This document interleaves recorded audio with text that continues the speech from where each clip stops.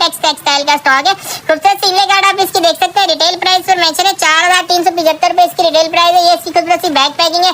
Customer छोटा सा set है, 6 पीस का, कोई भी आसानी से बाय कर सकते हैं। देखने खूबसूरत सी कार्ड, क्वालिटी के मामले में एयरजेट क्वालिटी में कोई कंप्रोमाइज नहीं है। ट्राउजर एम्ब्रॉयडर्ड इसका दुपट्टा कटवर्क स्टाइल में। इसमें 2 फ्लेवर दिए गए हैं आपको 6 पीस के सेट में।